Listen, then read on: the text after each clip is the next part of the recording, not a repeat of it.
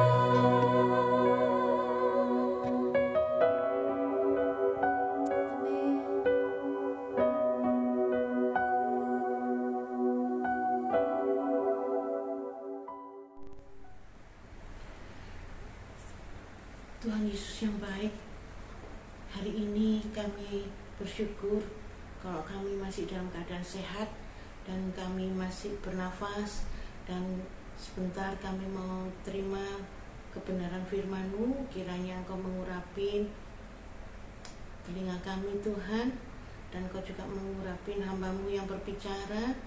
Kiranya Tuhan Engkau sendiri yang berbicara melalui hamba-Mu ini Tuhan. Engkau yang menyertai, Engkau yang memimpin dalam sharing hari ini. Dan kiranya Tuhan kebenaran firman-Mu boleh diterima siapapun yang mendengar, untuk Tuhan lebih berkenan dan lebih memuliakan Engkau dalam hidupnya. Terima kasih ya Bapakku. Haleluya. Amin. Shalom Bapak Ibu yang dikasihi Tuhan. Berjumpa kembali dalam program Intimacy Worship ya. Saya mengharapkan Bapak Ibu, teman-teman yang mendengar, yang menyaksikan, yang mengikuti acara ini tetap dalam keadaan baik-baik saja dan sehat-sehat. Puji Tuhan ya. Hari ini saya akan membawakan renungan firman ya, tentang hari-hari Tuhan, hari Tuhan ya. Sejak saya sekolah minggu, saya sudah mendengar tentang bahwa kedatangan Tuhan itu sudah dekat ya. Tapi sampai hari ini kedatangan Tuhan yang kita nanti-nantikan itu belum ada. Kenapa? Ya, ayo kita sebelum saya sharing lebih lanjut, kita belajar bersama-sama tentang kebenaran firman pada hari ini ya. Kiranya apa yang saya sampaikan boleh merubah paradigma kita. Holy Spirit membuka wawasan kita sehingga kita boleh mengerti apa yang dimaksud dalam firman Tuhan ya. Sekali lagi bahwa firman Tuhan ini adalah firman yang berkuasa, janjinya tidak pernah diingkari ya. Dalam firman ini mengandung janji yang merubah kita dan yang melengkapi kita untuk hidup berkenan kepada Tuhan. Yuk kita baca di dalam 2 Petrus 3 ayat yang ke-9 sampai yang ke-15. Agak panjang ya. Tuhan tidak lalai menepati janjinya, sekalipun ada orang yang menganggapnya sebagai kelalaian. Tetapi Ia sabar terhadap kamu karena Ia menghendaki supaya jangan ada yang binasa, melainkan supaya semua orang berbalik dan bertobat. Tetapi hari Tuhan akan tiba seperti pencuri. Pada hari itu langit akan lenyap dengan gemuruh yang dahsyat, dan unsur-unsur dunia akan hangus dalam nyala api, dan bumi dan segala yang ada di atasnya akan hilang lenyap. Jadi, jika segala sesuatu ini akan hancur secara demikian, betapa suci dan salehnya kamu harus hidup, yaitu kamu yang menantikan dan mempercepat kedatangan hari Allah. Pada hari itu langit akan binasa dalam api, dan unsur-unsur dunia akan hancur karena nyalanya. Tetapi sesuai dengan janjinya, kita menantikan langit yang baru dan bumi yang baru, di mana terdapat kebenaran. Sebab itu saudara-saudaraku yang kekasih, sambil menantikan semuanya itu, kamu harus berusaha supaya kamu kedapatan tak bercacat dan tak bernoda di hadapannya dalam perdamaian dengan Dia. Anggaplah kesabaran Tuhan kita sebagai kesempatan bagimu untuk beroleh selamat, seperti juga Paulus, saudara kita yang kekasih, telah menulis kepadamu menurut hikmat yang dikaruniakannya kepadanya. Jelas ya?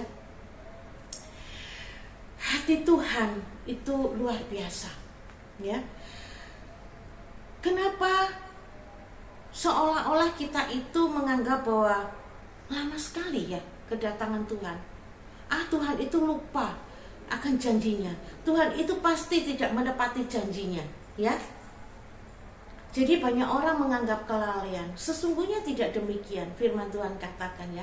Tetapi sesungguhnya dia itu sabar terhadap kita ya. Kenapa saudara? Ayo kita lihat hati Tuhan ya. Hati Tuhan itu luar biasa ya.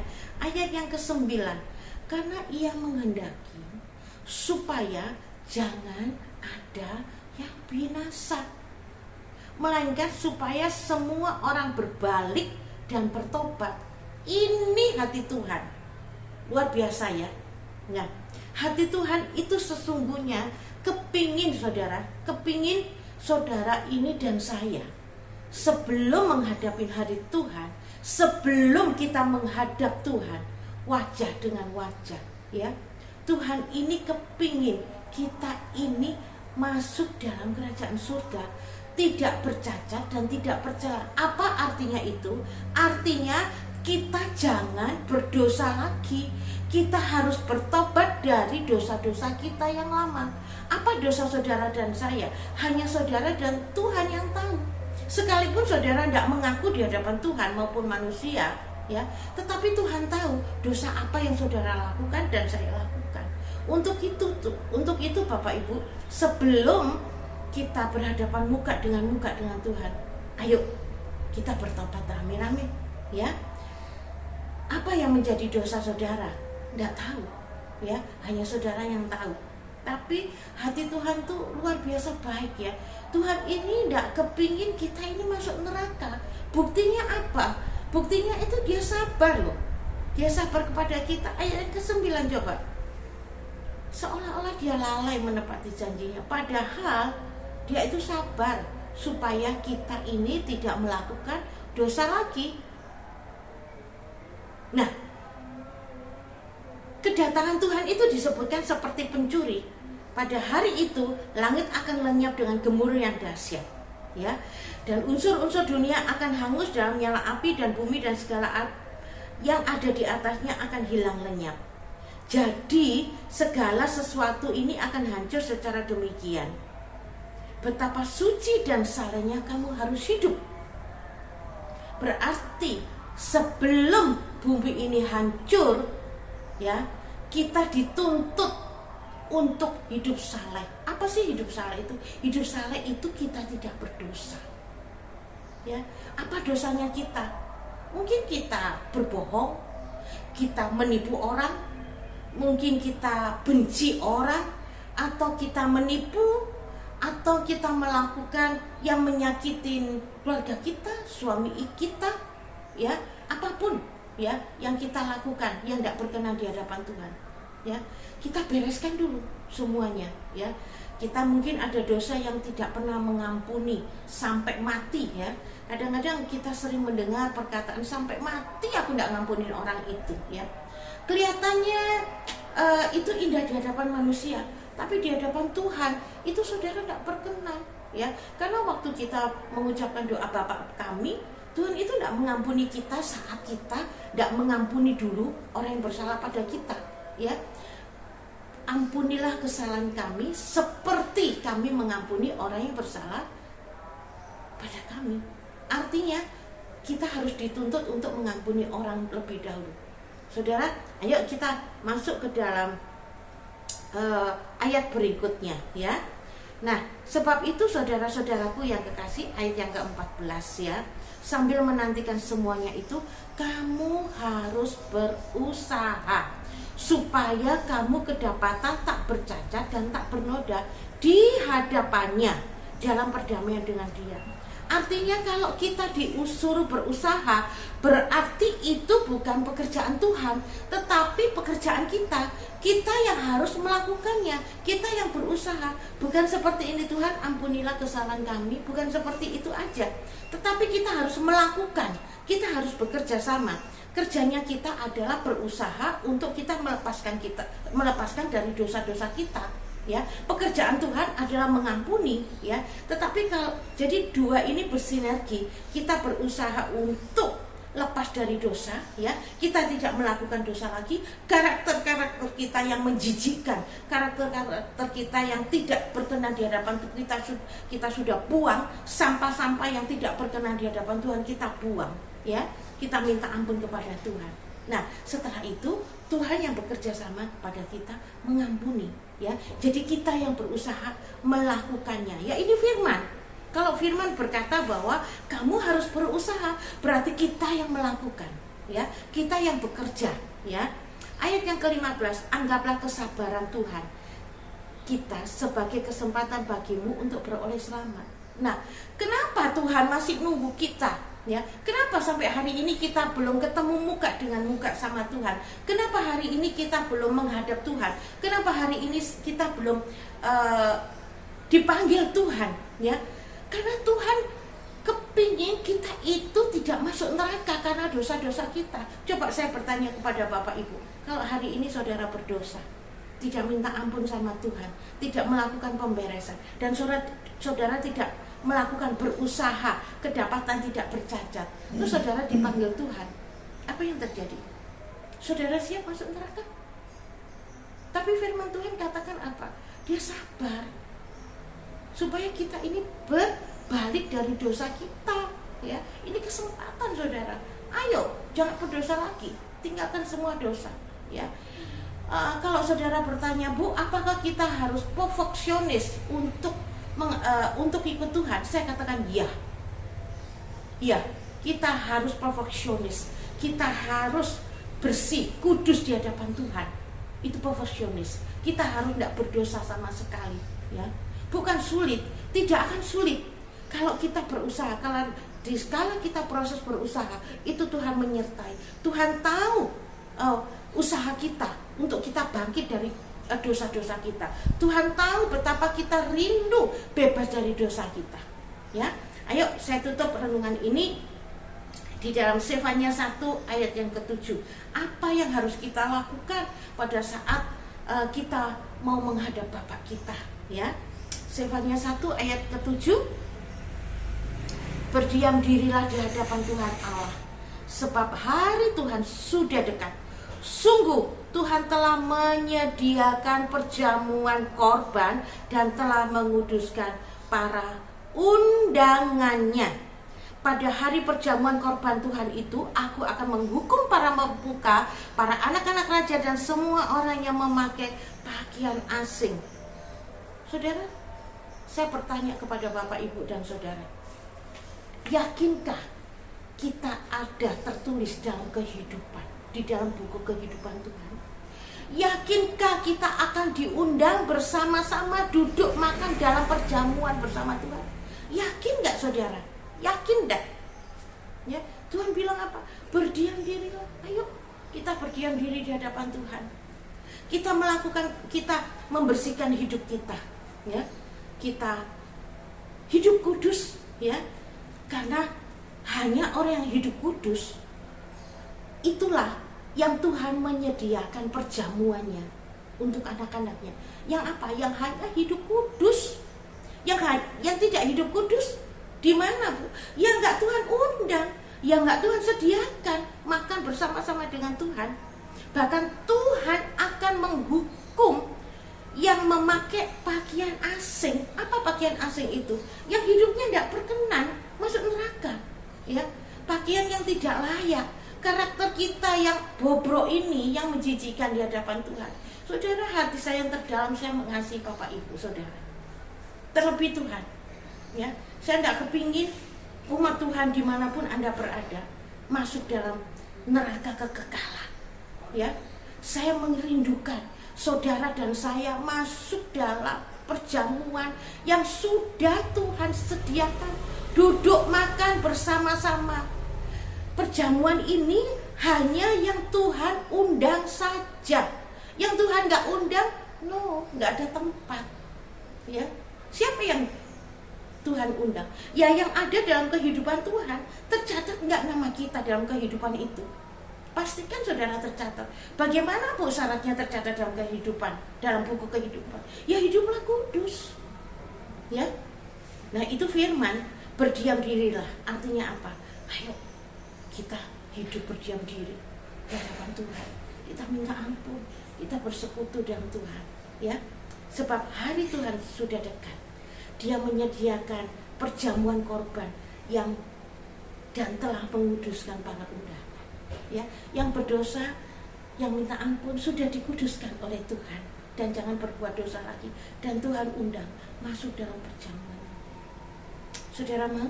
Yuk sama-sama ya.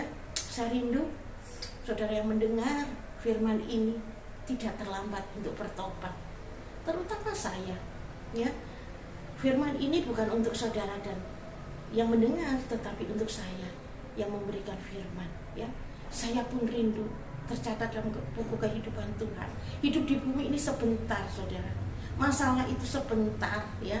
Saat kita menghadap Tuhan, semua masalah itu nggak ada ya. Kita mau hidup dalam kekudusan supaya kita masuk dalam kekekalan bersama-sama dengan Tuhan. Yuk kita berdoa. Tuhan Yesus, terima kasih untuk firman-Mu yang mengingatkan kami semua pada hari ini untuk kami hidup kudus Tuhan di hadapan-Mu. Kami mau menanggalkan semua dosa yang melekat di hidup kami Tuhan. Kami mau berusaha Tuhan. Untuk itu Tuhan, Engkau mampukan kami, Engkau menyertai dalam kami melakukan Tuhan untuk hidup kudus di hadapan-Mu Tuhan. Karena kami rindu Tuhan, kami mau duduk makan bersama-sama dengan Engkau. Kami mau diundang dalam perjamuan Tuhan. Kami mau tercatat dalam buku kehidupan Tuhan. Terima kasih ya Tuhan, terima kasih Tuhan. Terima kasih Tuhan, Engkau sudah sabar Tuhan menghadapi kami Tuhan. Karena Engkau menantikan Tuhan kehidupan kami yang kudus, yang mulia, yang berkenan kepada-Mu Tuhan. Terima kasih Tuhan untuk kesabaran-Mu Tuhan. Terima kasih Tuhan untuk hati-Mu yang begitu mulia, supaya kami tidak masuk neraka, supaya kami masuk dalam kekekalan, masuk dalam kerajaan surga, duduk memerintah bersama-sama dengan Engkau Tuhan. Terima kasih Tuhan untuk hati-Mu yang luar biasa. Terima kasih untuk kesempatan yang Engkau berikan ini buat kami. Terima kasih ya Bapak, terima kasih. Hamba-Mu berdoa Tuhan hari ini untuk hamba-hamba-Mu dimanapun berada Tuhan, yang melayani Tuhan, dimanapun mereka berada, Engkau menyertai, melindungi, memberkati Tuhan. Kami percaya Tuhan, di mana mereka berada, mereka selalu mengabarkan kabar baik dan nama-Mu diberitakan. Keselamatan akan terdengar di mana-mana, dan siapapun akan mendengar nama-Mu Tuhan akan bertobat dan berbalik Tuhan untuk mengakui Engkau sebagai Tuhan dan Juru Selamat. Terima kasih ya Bapak. Kami berdoa untuk pemimpin bangsa kami, Pak Jokowi dan seluruh pejabat di tanah air ini Tuhan. Engkau menyertai, Engkau memberikan hikmat, Engkau memberikan roh takut akan Tuhan Tuhan, supaya mereka boleh memimpin bangsa dan negara kami ini Tuhan dengan hikmat ilahi, dengan takut akan Tuhan. Bapak, kami juga berdoa untuk orang-orang yang sakit hari ini Tuhan, dalam rumah sakit maupun di rumah, di dalam nama Tuhan Yesus Engkau menyertai mereka dan Engkau menyembuhkan mereka. Engkau juga Tuhan memberkati para tenaga kesehatan, para dokter Tuhan yang menyembuhkan mereka di dalam nama Tuhan Yesus. Terima kasih ya Bapak, terima kasih. Terima kasih Tuhan. Bapa kami dalam surga, dikuduskanlah nama-Mu, datanglah kerajaan-Mu, jadilah kehendak-Mu di bumi seperti di surga. Berikanlah kami pada hari ini makanan kami yang secukupnya, dan ampunilah kesalahan kami seperti kami mengampuni orang yang bersalah pada kami. Dan janganlah membawa kami ke dalam pencobaan, tetapi lepaskanlah kami daripada yang jahat, karena Engkau-lah yang mempunyai kerajaan dan kuasa dan kemuliaan sampai selama-lamanya. Dalam nama Tuhan Yesus kami mengucap syukur dan berdoa. Haleluya. Amin. Tuhan Yesus memberkati. Haleluya. Amin.